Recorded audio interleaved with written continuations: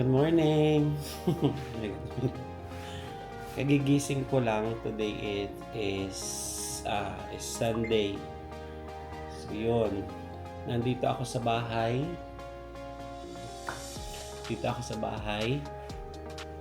At update tayo doon sa sa aking gout. 'Di ba na kung nakita niyo sa ating mga video na mayroon akong gout kasi mataas yung aking uric acid. So ganito yung nangyari. So last time ata na napanood niyo yung nagpa-lab test na ako ng uric. So yun, lumabas nga doon sa lab test ko na yung uric acid ko ay 6.7. Pero pasok pa siya doon sa 1.5 to 7. Pero sabi ng doktor ng DepEd ay nasa border na rin.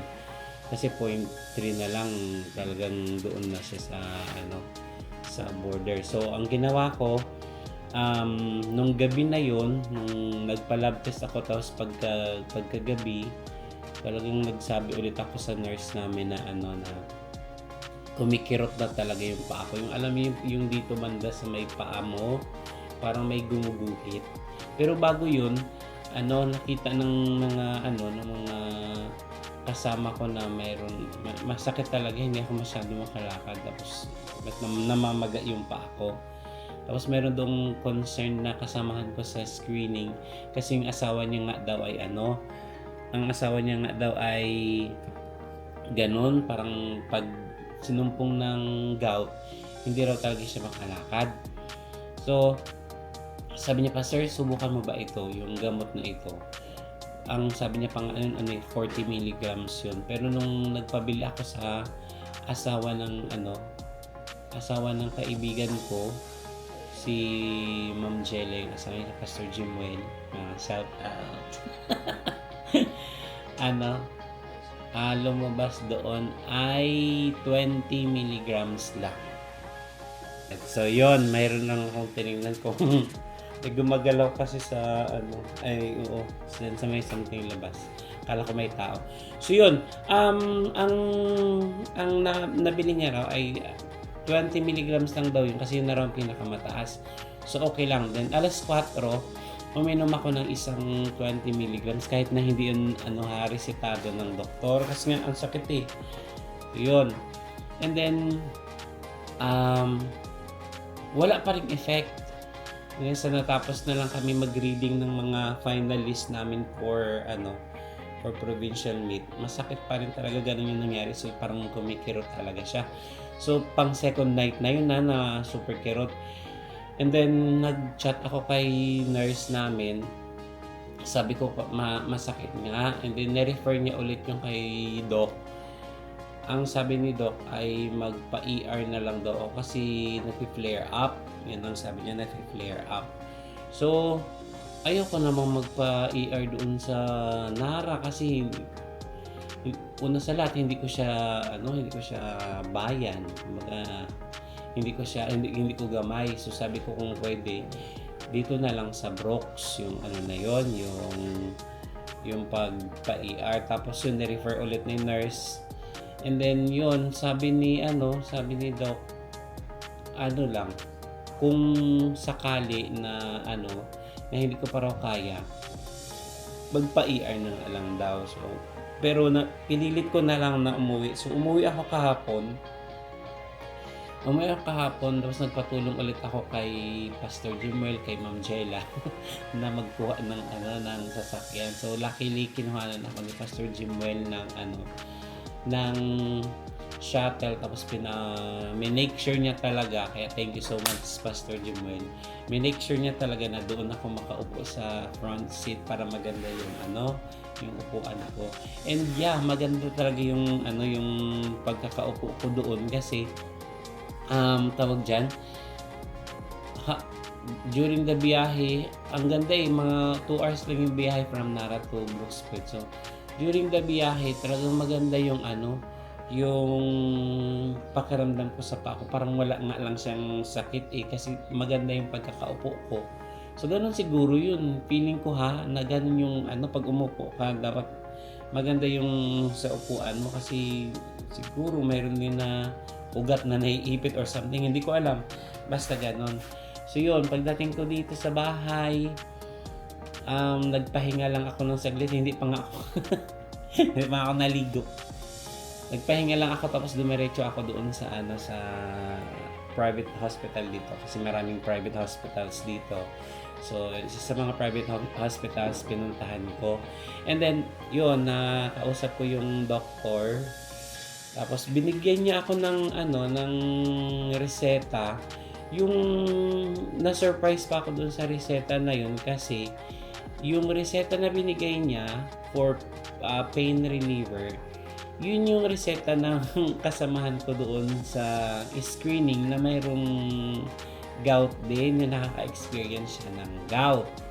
So, yun yung yung binigay niya sa akin. So, yung una kasi nung pinakita ko yun sa nurse namin, pinicturean ko, tapos pinakita ko sa nurse namin,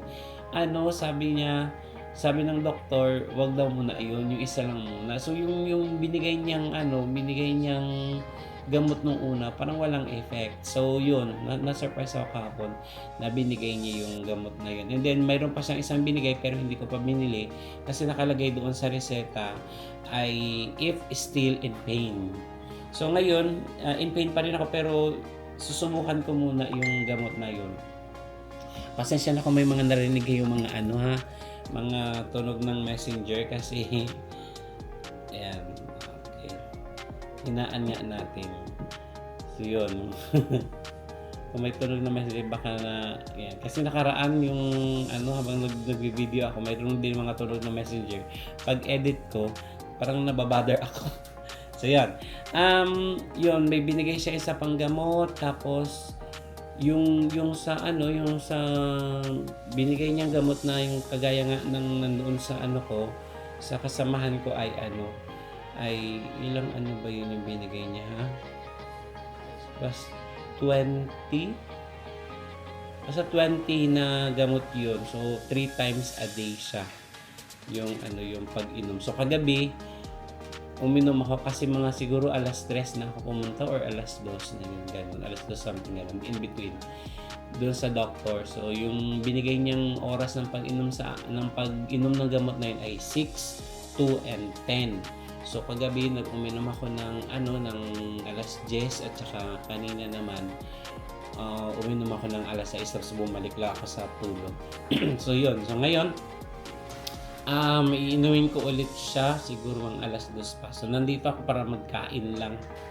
So masakit pa rin yung yung aking paa, yung parang gano'n. Pero kaya na yung feeling ngayon ng sakit sa paa ko na ito ay para na siyang yung mayroong namamaga pa rin ng konti pero para na siya yung parang dati ko nararamdaman na may naipit na ugat. Yun, parang ganun na lang siya. Unlike yung mga nakaraang araw na hindi mo na maapak ng gusto, para pang mayroong humihiwa sa loob.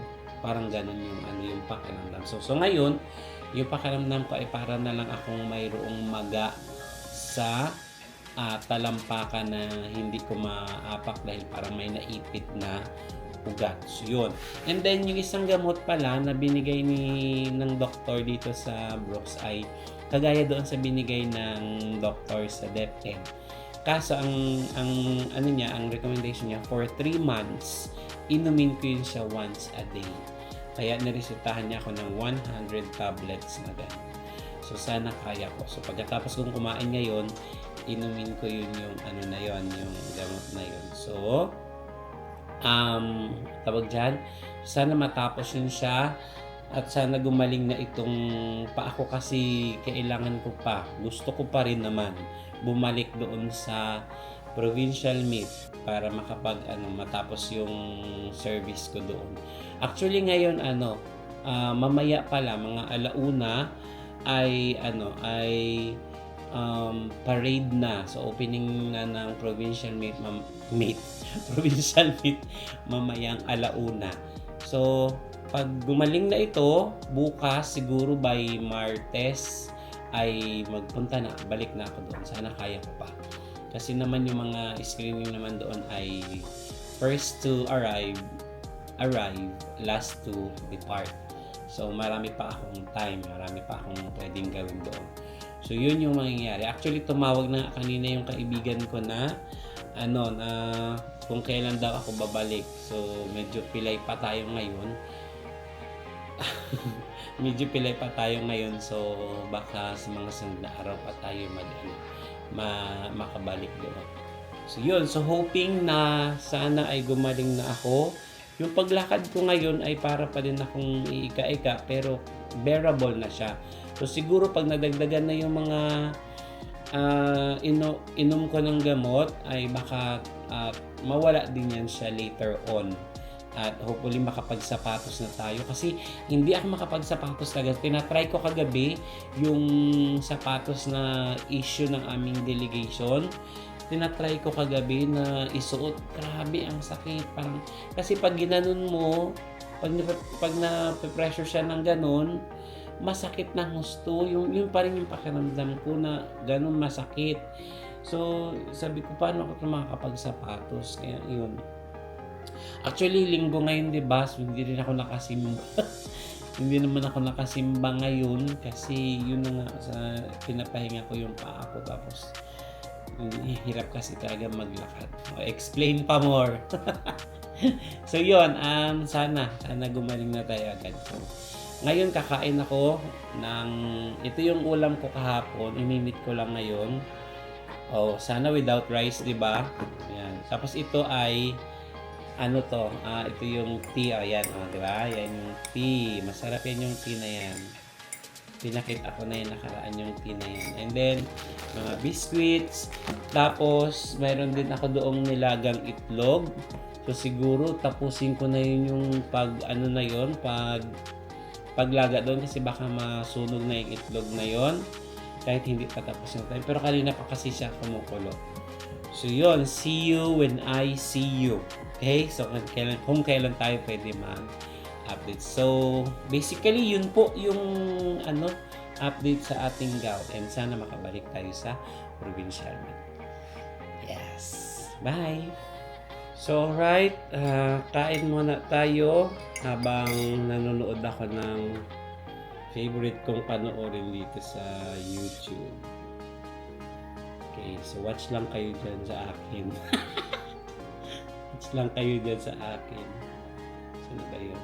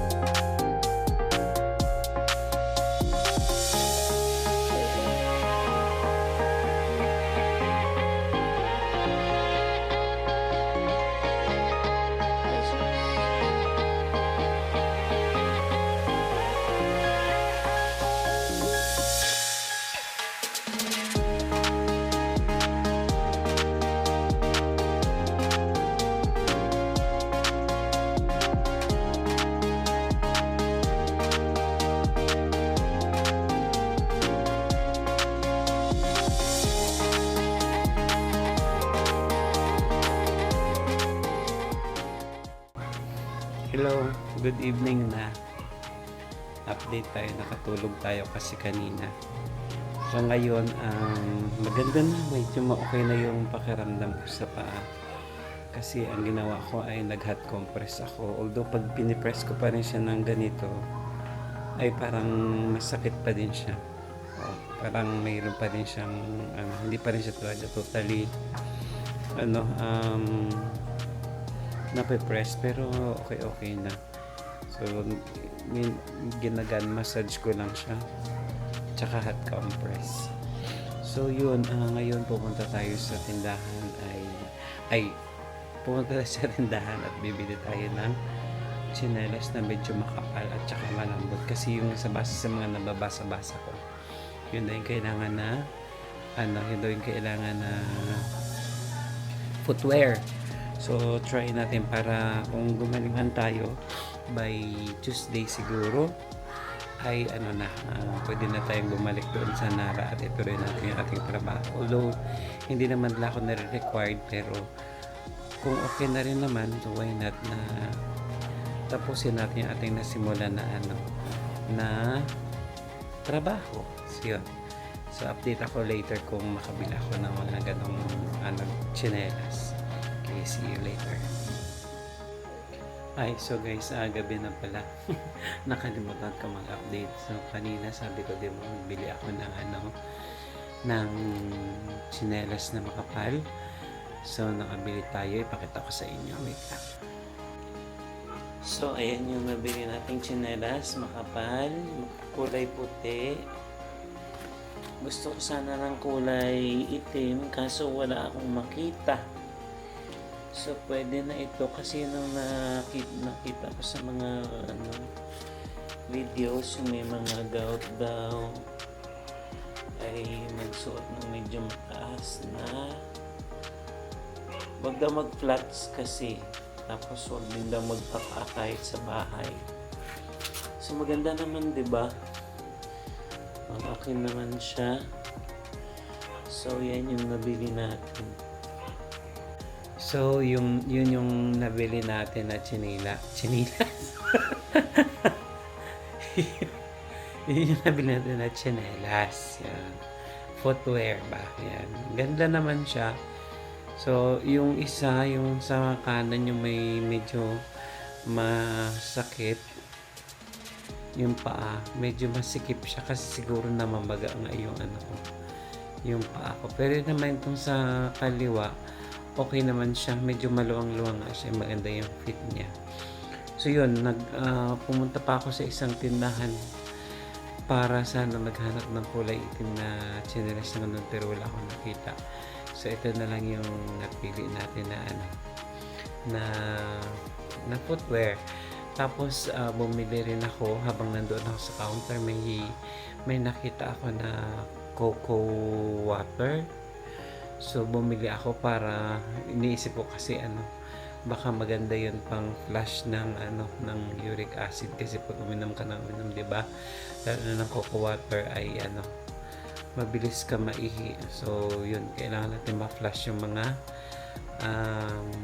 uric acid natin para hindi na tayo mahirapan. So, sa ngayon, medyo ganun pa rin yung kirot niya, pero hindi na kagaya ng mga nakaraang gabi na parang mayroong humihiwa doon sa loob ng daliri ng paa mo, sa may lampakan mo, parang ganun yung pakiramdamin na So ngayon medyo para na lang siyang mayroong ipit na ugat, ganun na lang siya. So sana mawala na siya dahil tuloy-tuloy naman yung ating pag-inom ng gamot gaya ng nireseta ng ating doktor. Actually, akala ko nga ma-admit ako kasi 'di ba sabi ko gusto ko magpa-admit, pero nung pumunta naman ako doon, nagreseta lang yung doktor, and then isa pa doon sa kasi parang maayos naman na yung pakiramdam ko nung pumunta ako doon, pero ganun pa rin yung iika-ika pa rin, pero hindi na yung so much, wow, sobrang in pain talaga, ganun. So yun, kaya hindi ako na-admit, and then pagpunta ko rin kasi doon sa hospital, punuan din daw sila sa kaya yun, mabuti siguro na hindi na rin ako na-admit, and then kung sana bukas ay mas maging maganda na yung pakiramdam ko, okay, kasi plano kong bumalik kaya nang sabi ko, plano kong bumalik ng Nara para ituloy yung trabaho ko doon. So yun, although hindi naman ako nire-required talaga, pero syempre kasi work yun, so yun yung natin, yun yung mantra natin, tapusin yung ating trabaho. So that's it for our video, guys. So sana ay patuloy pa rin kayong mag-like and subscribe sa ating channel. Support niyo naman ako guys. Wow! Para mag-grow tayo. Wow!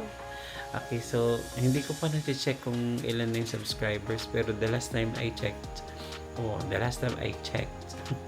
ay nasa 117. Na-screenshot ko yun 117. Hindi ko lang alam kung ilan na yung subscribers ngayon. So, sana magtuloy-tuloy na dumami yung ating mga subscribers. And yun po, maraming salamat sa inyo. Good night everyone. Bye.